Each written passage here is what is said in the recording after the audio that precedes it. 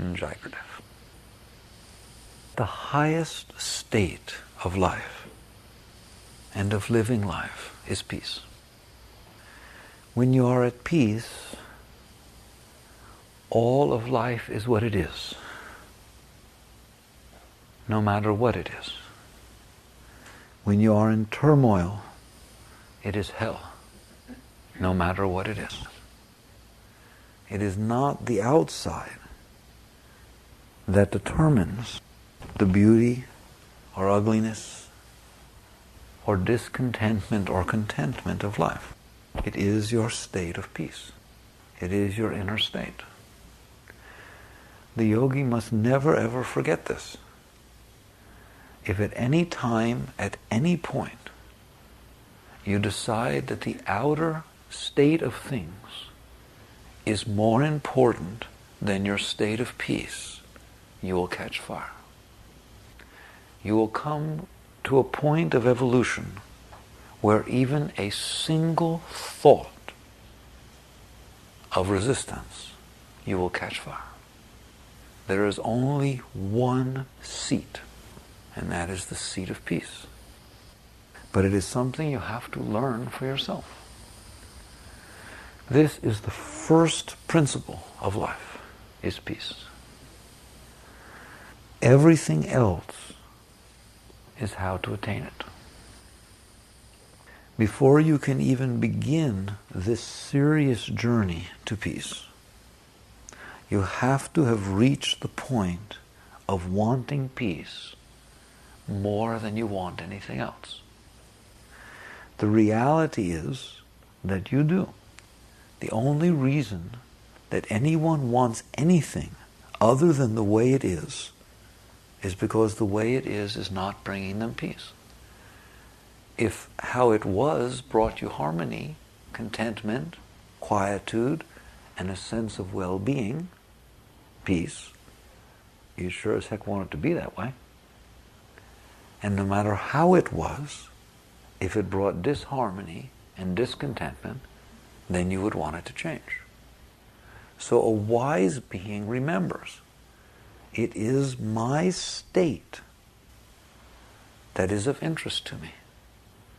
Even if that which normal human beings consider the worst thing that could happen, just the worst, to lose a loved one, to have bodily damage, anything. If you maintained a state of peace and openness, it's just what happened. It's just what happened next in the unfolding of the drama of life. And even if the most wonderful thing happened, meeting a loved one, spiritual healing, anything, and you freaked inside and started worrying about it, started thinking, what will happen now? What if I lose her?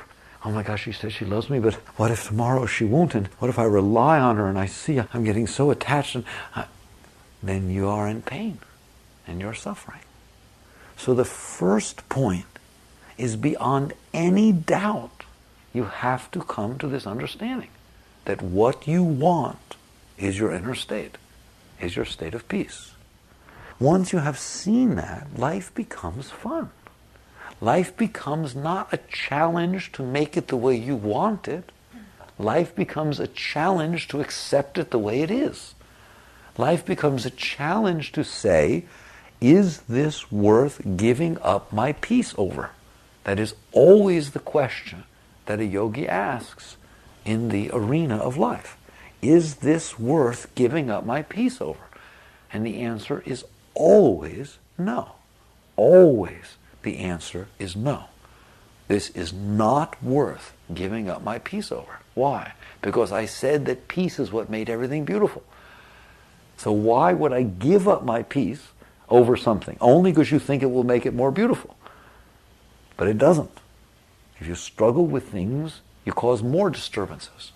So peace must sit paramount. Then if you say, is this worth giving my peace over, wait till you see what happens to you. Because even if you say no, you don't stand a chance. You're going to see that you're giving up your peace over it. You're going to see that the energies inside of you don't agree with you. And that the situations that are happening outside, no matter what they are, create disturbance inside. And that the natural tendency is to push them away. Just if somebody comes to you and they stand too close and you feel uncomfortable, you want to back off, you want to push them away. It is the same thing inside. When those energies start going and you get disturbed and you feel that inside, you want to get the monkey off your back. You want to push that off of you. And the only way we have ever learned how to do it is to fight with the outside.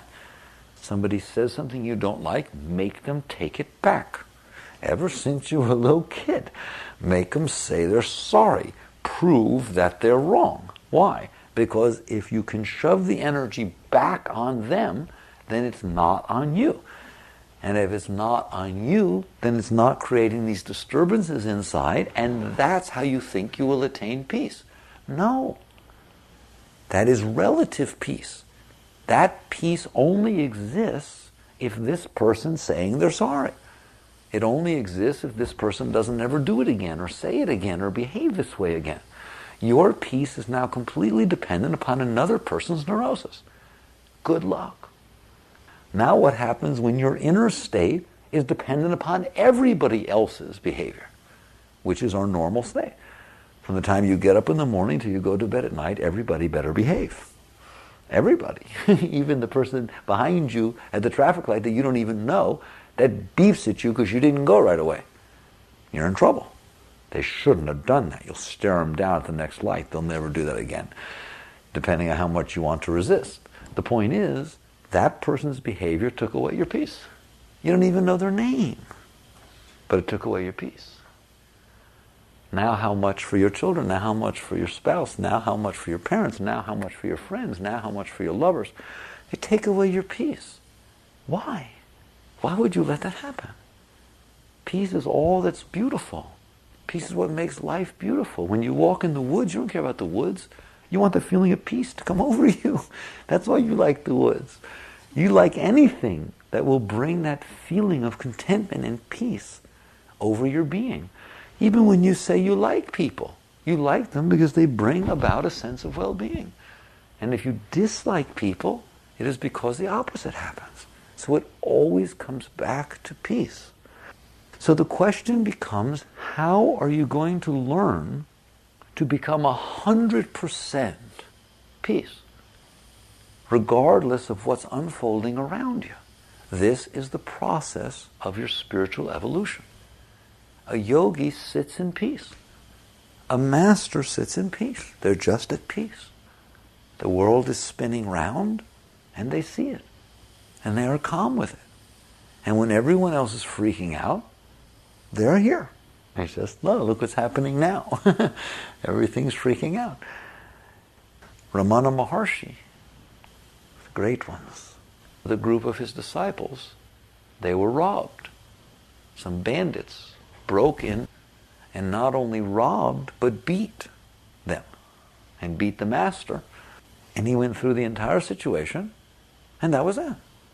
And in the morning, they said, should we call the police? No. They took what they needed. They may have needed it more than me.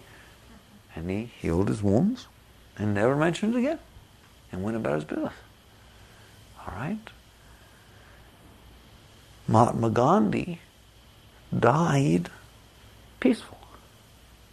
When he was shot, assassinated, they say he turned his head in the direction of the assassin and with great love and compassion looked him right in the eyes, and as he fell, pranam to him. That's a fine way to die. You're going to die eventually anyways. He died so beautifully that we tell the story of his death years and years afterwards. Yogananda died the same way. When Yogananda died, he was at a banquet for the ambassador of India, and he got up to give his talk, and he gave his talk, and when he was finished speaking of God and India and everything he always said he loved, he turned to the right, lifted his eyes, smiled, and dropped his body. And that was that. It's beautiful. And they went back to his writings from years earlier.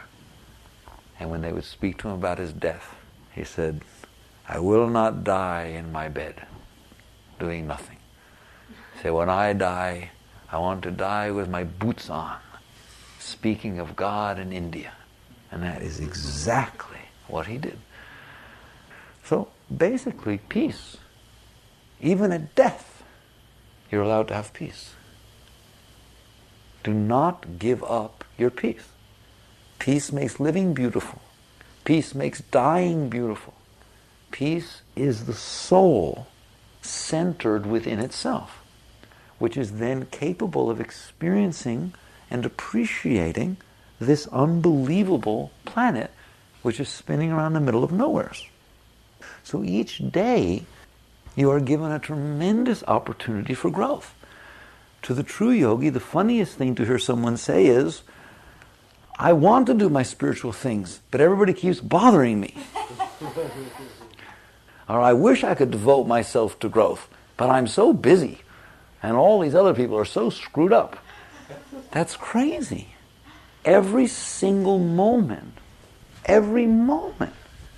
you are given the opportunity to practice peace. That's what it's all about. No one's taking your peace away. You are giving your peace away. You are saying that this person doesn't get to do this. This person doesn't get to say this. We do it all the time. And then we justify it in the name of right, in the name of morality, in the name of business, in the name of money, in the name of everything in the world. We sit there and lay down these rules, and then we use those as an excuse to give up our peace. A yogi never gives up their peace. Never. You never give up your peace. You don't suppress the things inside of you that would take your peace away. You release these things. And this is the deepest teaching. This is the second principle of growth. The first is that you attain your peace, and the second is you maintain your peace. The only way to maintain your peace is through release. You cannot fight for peace. This is when it gets subtle. So once you have decided, every morning and night you say it to yourself, I want to attain peace. I want to be able to live an entire day after day in a state of harmony and peace and contentment and enjoy my life. This is your life. Your life is not later. Your life is not when you graduate. Your life is not when you have your children. Your life is not when you retire. Your life is not when you get your finances together. Your life is not when you meet the person you love. Every single minute of every second is your life. That is the only place that life exists, is now, right here. You have a life now, each moment. And if you can't have a life in the moment, it is because you have not worked for peace. You're thinking that you have to change the outer situations in order to get away from all these problems. There are no problems. It's only life. You're defining life as a problem, and then you want to get away from it, and you wonder why you have no life. There are no problems. It's marching to the tune of natural evolution. Everybody's behaving the way their genes and their upbringing and all their sociological and psychological factors tell them to behave. What are you going to do? Change it? Have fun. Especially in 5 minutes, you're going to change it. Don't you dare ever be like, okay, well, you're right. All of the years of heritage of how your parents treated you and all the breakups and all the samskaras, not to mention every environmental and atmospheric and place of the planets and everything that's influencing your behavior sure is going to stop because somebody yelled at you. Who are you kidding? I mean, what are you going to do, freak out? You're going to freak out because of how somebody behaves? Have you got any idea how many factors there are determining their behavior? You're going to freak out because something went this way or something went that way? Your attempt to fight with it merely makes you part of it. If somebody can behave the way they have to behave, and I'm able to experience it and be peaceful about it, and literally be open and caring, and what do I care? And it's there, then when they're through behaving that way, I'm through being in their behavior. And so basically you just stop selling yourself short. Stop telling yourself that you can't. Stop telling yourself that everybody has to be a certain way and everything has to be a certain way in order for you to be okay. You stop it. And you say to yourself, I'm here visiting this planet which is spinning around the middle of nowheres. And you've dropped down to visit the place and you experience it. And you be open. And you be peaceful. Now once you commit yourself to that, each moment of each day is the true spiritual growth. Every situation will unfold as it must. That is the other deep law. Things unfold. It's big. It's real big. And you didn't make it. And there are lots of forces, psychological, physiological, spiritual, everything, all interacting together to make up the now. And all of those forces will cause the cause and effects that make up a moment from now, then a moment from now, then a moment from now. And it's happening all over the universe. And it's all interconnected. And all the atoms make it up, and all the planets make it up, and everything makes it up. And every behavior that every person ever had for the history of the world makes up now. Change any of them and you'll change now. So basically you are the recipient, the inheritor of creation. And it is making this moment. And all that's being asked of you is to appreciate it. All that's being asked is to experience it. And you will see that the next moment will unfold naturally. And then the next moment. And then the next. And if you're able to stay calm, magic happens. You find that you're here, peaceful, calm, serene, centered. And it's flowing around you. And it's fine. And it doesn't need you. And you don't have to ever worry. You don't have to ever fight with it. You don't have to ever freak out. You don't have to teach it anything. You just experience it like the waves that flow over you when you're bathing in the ocean. And it's a beautiful experience, unless you decide that you don't want the waves flowing over you, or you don't want them behaving like this, or you don't want them going this high, or you don't want them going that low, and you want them coming when they're not. Then you have a terrible time just floating out there in the ocean. It is the same thing here. The flow of life is passing around you and through you. If you would ever be at peace with it, you would see it's great. It's very high. It will not hurt you. In fact, it will lift you. It will give to you. It will bring to you everything you could ever need. How about I told you that the laws are such that you don't have to take a thing, ever. The being who is at peace never raises their hand, either to strike or to take, neither to protect nor to cling. You just be there with it. You just be at peace with it. And you will see that it will bring to you more than what you could ever take from it.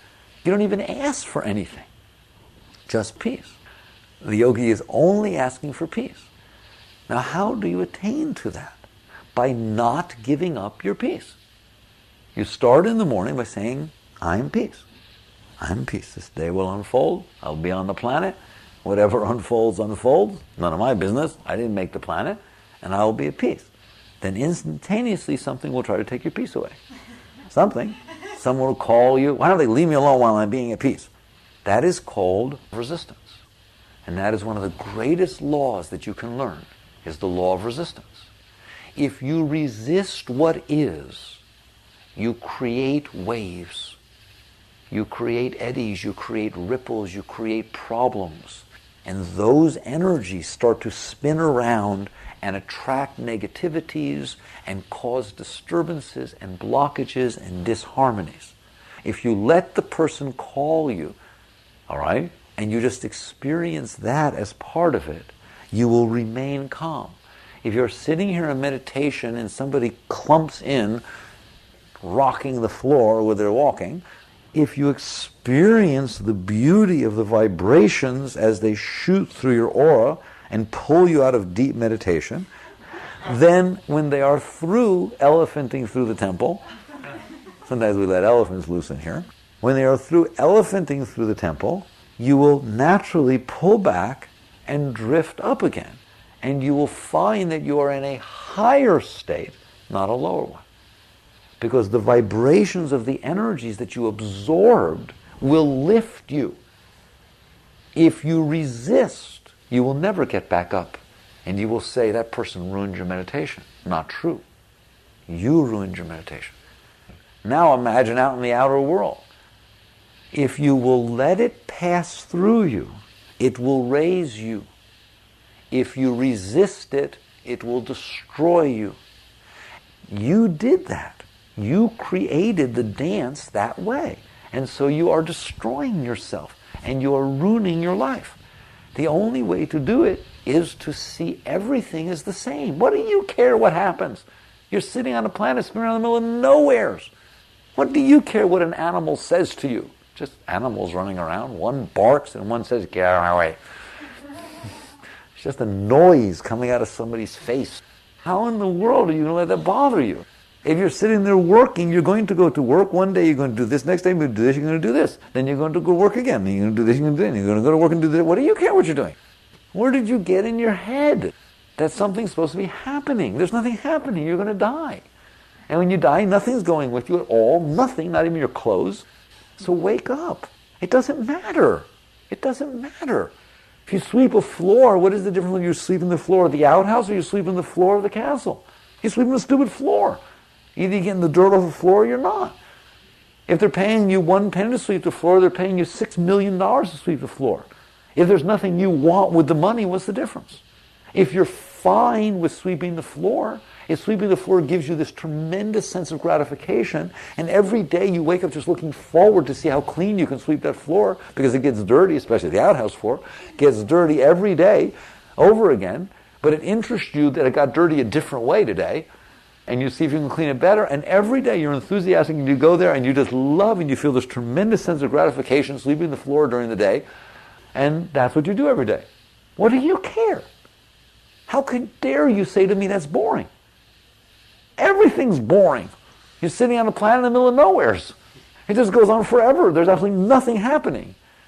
What is not boring? What is boring? It's you. You're doing this.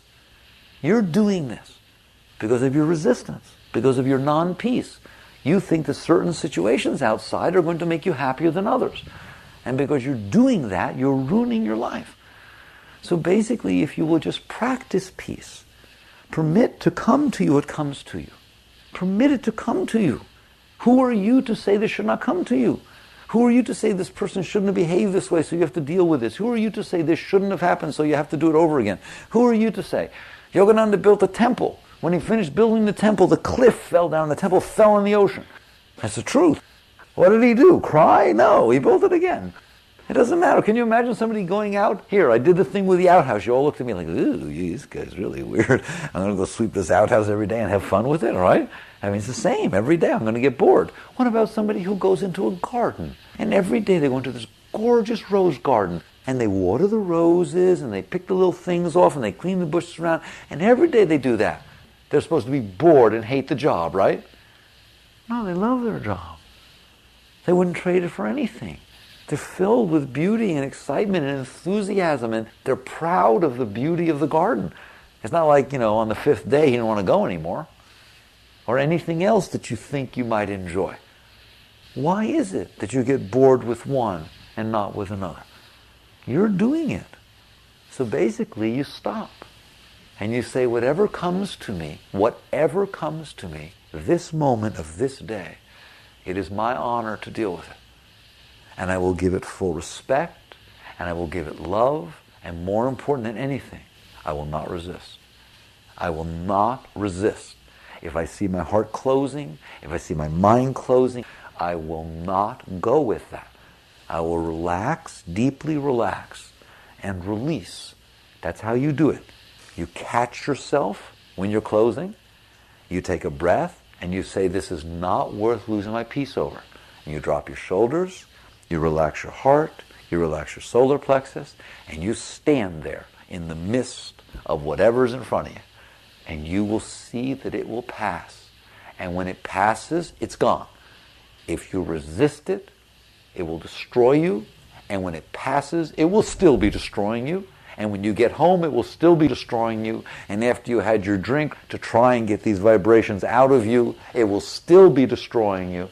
And you'll wake up in the morning and you'll feel tension within your heart. You did it. You closed. And if you resist, those energies stay with you. If you will just practice openness with each situation, stop judging, stop preferring, stop fighting, practice being there and living your life, you will find you don't have to drink or do drugs or anything. That there's nothing bothering you. Every moment you're just enthusiastic and open, and it doesn't build up. It doesn't get on your nerves. It doesn't overwhelm you. And you never get burned out. You wouldn't even know what the word meant. What is burned out? Burned out is you've been resisting so much that I can't resist another drop. If another thing comes that I have to resist, it's just going to feel like the straw that broke the camel's back. I'm going to freak out. Why are you resisting? And you're going to see. If you dare to try not to, if you dare to try and open and let these energies pass by you, you're going to see fear, insecurity, guilt, all kinds of junk inside of you that you can't handle situations because those things are getting stimulated. And then you resist. So you resist outer situations in the name of not feeling what's inside of you. That's when you know you're growing, when you see that. You can't behave that way because it makes me feel like this. Otherwise, I don't care how the hell you behave. Not to mention if it makes me feel good, behave that way more. So it's completely dependent on what effect the outer energy makes your inside feel. Stop it. Don't tolerate that. And so each moment of each day, practice peace. Practice surrender. Practice releasing. Make it a game. Don't make it a struggle. Nothing is wrong. How could anything be wrong? You're sitting on a planet spinning around nowhere. Every other planet's spinning also. What's wrong on Mars? Nothing. What's wrong on Jupiter? What's wrong on Saturn? What's wrong on Pluto? You couldn't come up with a thing, could you? What right would you have to decide what was wrong on one of those planets? What's wrong on Earth? Nothing. Why did Earth get so special, though everything that's wrong in the universe is here? That's an interesting concept. I want you to meditate on that. What's wrong with Andromeda? What's wrong with the stars in the galaxy? You hear? You're not going to come up with anything because you're not that egotistical that you think you know what's supposed to be going on. How would you know what's wrong on any planet? How would you know what's wrong with the asteroids? How would you know? Now do that with everything in the whole universe. Which atom was structured wrong? Which electron's in the wrong orbit? You wouldn't do it because you're just the observer of these things. Now I dare you to meditate on how every single thing that's wrong in the whole universe ended up on planet Earth. It's impossible, isn't it? It's absolutely impossible. And not only did everything in the whole universe that's wrong end up on the planet Earth, not a single thing is right on the planet Earth. Everything else is right, but nothing is right on here. Nothing, but I'll accept it. That's what I tell you. Watch out for that type of spirituality. But I'll accept it. It's all imperfect. It's all wrong. But I'll bear it. Don't do it. Don't bear it. There's nothing wrong on this planet any more than there's anything wrong anywhere else. It's you. You are sitting in there defining things and then fighting with everything the way it is. Stop it, and you'll have peace. Stop it, and you'll feel a tremendous warmth in your heart. Stop it, and all of life will be a fun experience. Each day, each moment, no matter what unfolds, you just confront it with enthusiasm, with joy, with positiveness, with a tremendous 100% cheerful attitude, Mayor Baba said. 100% cheerful attitude. What do you care what's going on? So this is peace. Yogananda, you remember Yogananda's affirmation? I am the Prince of perpetual peace, playing in a drama of sad and happy dreams on the stage of eternity. That's all. It's very simple. It's in metaphysical meditations. You can repeat that each morning. He liked alliteration. Jai Gurudev.